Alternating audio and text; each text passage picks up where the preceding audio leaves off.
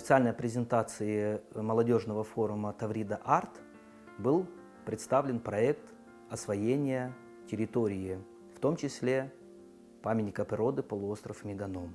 Это тот фестиваль, которому в бухте Капцель ранее выделили участок земли, который занимает побережье протяженностью несколько километров. Это при том, что весь курортный Судак довольствуется берегом протяженностью 1,5 километра. Этого им оказалось мало. И теперь под этот фестиваль отдается территория, в том числе памятника природы полуостров Меганом. К сожалению, никакой поддержки мы не получили ни со стороны чиновников, ни со стороны профессиональных экологов. Они попросили кусок земли, который, собственно говоря, относится к заповеднику. Вот это перепелиное поле, которое буферная зона заповедника. Есть документы по этому поводу.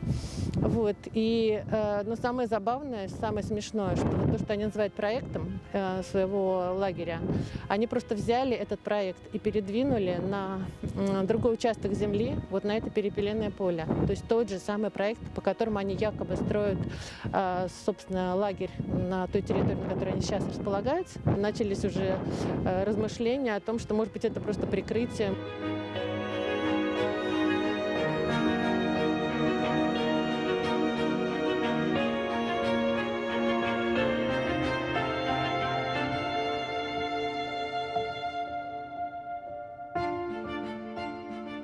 Почти каждый день, последнюю неделю, здесь работает буровая техника, которая ведет работы.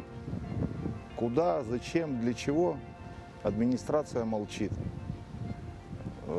Реальных проектов, которые бы здесь мы увидели бы на официальном сайте города Судака, тоже отсутствует. Дикие пляжи, дикое место, которое нам досталось еще со времен Тавров, которое не было застроено, бетоном залито. Между Алчиком и Тавридой есть одно заброшенное сооружение под названием Медвежонок. Что ж вы там-то не делаете? Зачем лезть на пустые поля? Писем было написано с прошлого года, да то и ранее, уже очень много. И на все письма ответы: иди туда, не знаю куда, возьми то, не знаю что.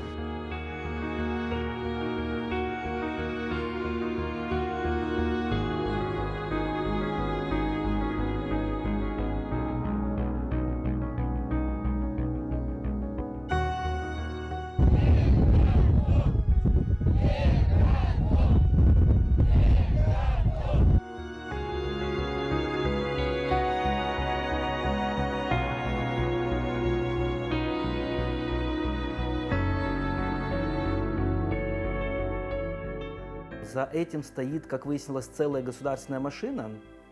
Мы не теряем надежды на то, что нам удастся отстоять свой памятник природы, потому что простые люди хотят, чтобы сохранилась природа, уникальная природа. Там краснокнижные растения, там эндемичные животные, там природная среда, которая вообще воспроизводит жизнь, воспроизводит курортные свойства Судака.